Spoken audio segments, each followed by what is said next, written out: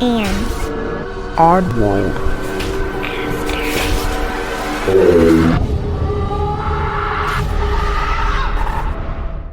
Hey oddballs, I'm your host Jensen, and welcome to episode 167.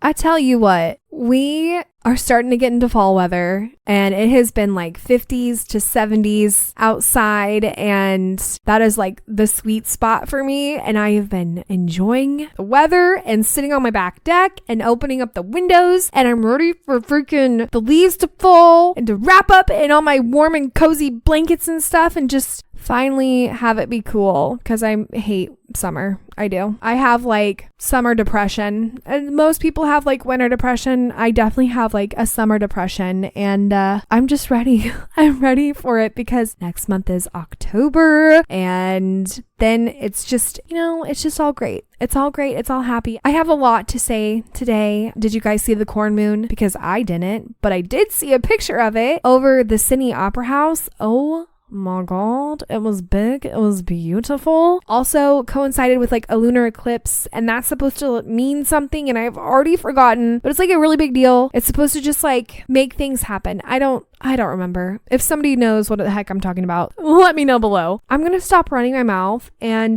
we're gonna get back into the psychic books. So here we go. It's lesson time. Today's psychic lesson is stay focused. Have you ever looked at a multiple image hologram? A multiple image hologram is a picture that contains two, usually contrasting, images. If you stare at one, you won't be able to see the other. The key is for you not to focus on what you're looking at until the second image emerges from the first. Some second images are easy to see as you turn the picture. Other pictures require that you let your eye go out of focus until you see the second image. Some of you may not be able to see two distinct pictures. Inversely, some of you may be able to see two images in a picture that only has one. Focus on the big and little picture. There are two ways to focus on the mind: the big picture and the little picture. As with a multiple image hologram, if you focus on only one image, you may fail to see the other. When you focus on fear and self-doubt, you may fail to see love and the strength of the universe. When you fail to separate your role from that of the whole universe, you can lose your focus of your own life map. If you can see only the big picture, you are detaching yourself from your inner guidance system. You may be keeping yourself at such a distance that you are unable to take the active role in work of the universe. It is possible that you will not take the risk of self-improvement, even though you know that it is what you need to do. This inaction may cause you to feel paralyzed and unable to get on track with your life map. When you see only the little picture, you become responsible for all of the universe's work. You keep repeating karmic patterns over and over again, and you fail to see you have the opportunity to learn, grow, and change. You are weighed down with responsibility of not only solving your own problems, but everyone else's too. If you are like this, then you already know that others will constantly bombard you with their problems. They leave feeling better, while you are left cleaning up their mess. Okay, well, I feel called out a little bit. I'm kind of a little picture person, although I've become a bigger picture person the last, few years or so, but it feels about right. So maybe that's what's stopping and blocking my psychic abilities, as I'm dealing with everybody else's problems and not helping myself. And maybe that's kind of what that means. Whereas if you're a big picture person, you're so focused on what's ahead of you that you don't stop to see what's in front of you. So basically what I'm getting is you need a healthy balance of the two. And that's my interpretation. I'm curious to see what you guys have to say about this, because I kind of really like this one, and it kind of calls out everybody, and not in a mean way by any means, but you have big picture people and little picture people. Now, if you're a group that's in between, oh my God, let me know. I mean, I guess the group that's in between is both. I don't know. You guys will have to let me know, because that's kind of how I see it, at least. Anyhow, let's go ahead and move on to stories. This comes from wernerverklempt on Reddit.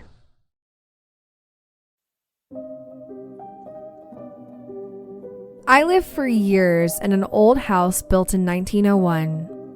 It was a bit run down, but basically solid. When we bought the house, it was full of old furniture, tools, and other things. I found a beautiful accordion in an attic cubby and what looked like an old suitcase. The former owner of the house had died, and his widow moved to Florida and didn't want any of the stuff. We knew the former owner's name and had found numerous photographs in the house. I actually remembered seeing him around town as a child. His name was Victor. The house was very spooky, and we had many strange encounters there. Sometimes, when something strange would happen, we would jokingly blame Victor. Next to the bed, we had a floor lamp on my wife's side. I bought a little device that went between the plug and the wall socket that turned the lamp into a touch lamp, where each time you touched it, it would turn on, and successive touches would make it dimmer in 3 stages, and then turn it off. Kind of a cool little gadget. We had it for several months, and it worked fine. Then one evening, we were in the living room, watching television. All of a sudden, we saw the hallway light up with the light from the bedroom. The lamp had turned itself on. My wife and I looked at each other in puzzlement. The lamp then started cycling through the 3 levels, then turning off and repeating. It started slowly at first, then sped up, flashing rapidly, over and over. It scared the hell out of us. It would pause and then repeat. We watched it do this for maybe 30 seconds or so. Both of us transfixed and frozen. I mustered the courage and loudly said, "Victor, stop." Instantly, the light shut off. It stayed off. We looked at each other, eyes wide. I managed to will myself off the couch and walked into the dark hallway and into the bedroom. I quickly unplugged the lamp and removed the device. We never plugged it in again after that. There was something odd about that house.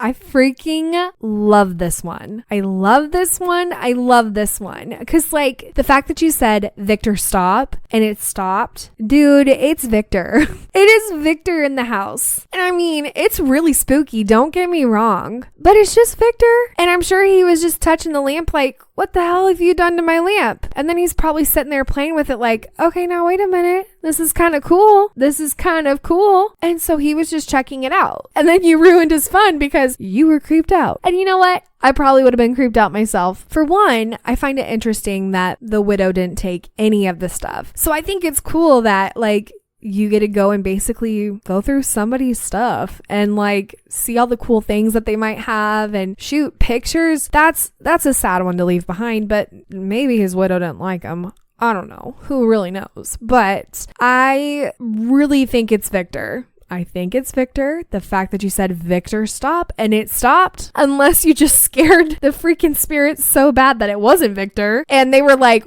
"Okay, shit, I'm sorry." Like, what? I didn't do anything. So for the sake of things, we're going to say it's Victor. And he just thinks it's a really cool lamp. Victor likes your lamp, okay? But maybe he was trying to just, figure out why his lamp all of a sudden started doing that. I mean, I don't know. I freaking love this one. I love it only because you address the spirit head on and it stops. And it's Victor. What are you gonna do? You just gotta tell him to stop, apparently, and then he'll stop. So, problems solved. I don't know. I would personally love to hear all the other encounters that you've had at this house because this just feels so innocent. But, like, I'm sure it's spooky as hell. Do not get me wrong there. It obviously scared the shit out of you guys. So, if you guys have anything to add, let me know below. And let's go ahead and move on to the next story. This comes from first_ad1106 on Reddit.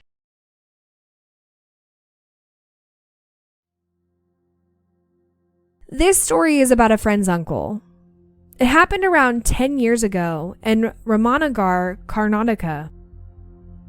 The uncle was a vegetable vendor from a small town nearby. He usually traveled to Ramanagar late at night or early morning to buy vegetables in bulk and return to sell them. One night, around 2:30 to 3 a.m., he was driving back with fresh stock. The road between his town and Ramanagar was narrow, surrounded by forest and hills, with Savannah Durga nearby. The stretch had no streetlights, sharp turns, and was known for frequent accidents. In the middle of the route, his vehicle suddenly broke down.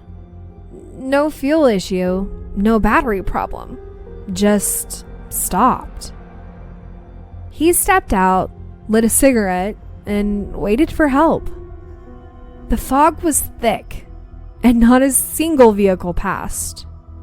Suddenly, he heard leaves rustling.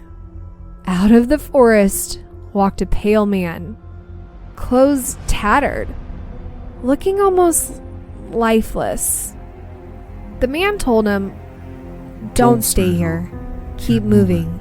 This place isn't safe." The uncle replied, "But my vehicle broke down." The man said, "Try again." When the uncle started the vehicle, it worked. But when he turned to thank the man, he had vanished. The next morning at the market, he noticed a death announcement poster. The face on it was the same man he had seen that night. The shocking part, the poster said the man had died a week earlier. He had died on the same road where the vehicle had stopped.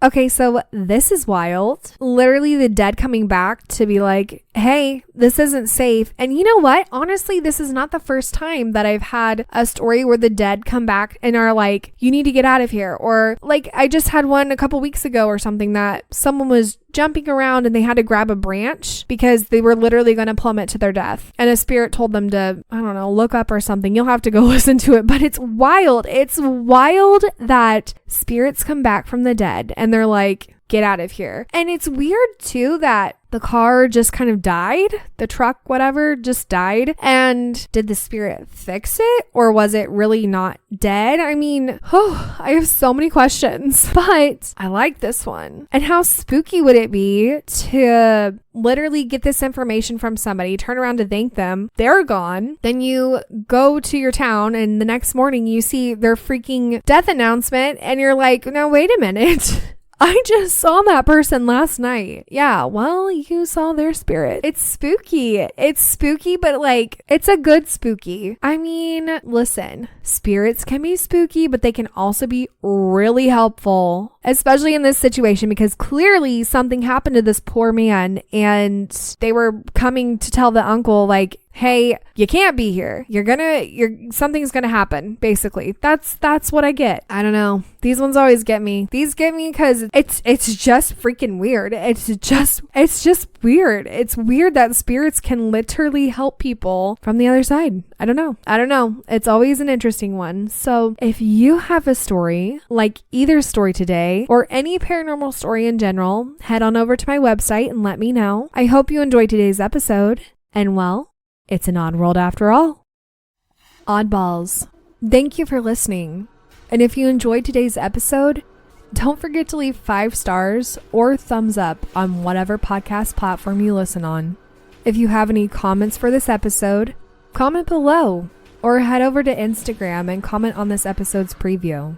To submit a story or for more information, go to itsanoddworldafterall.com.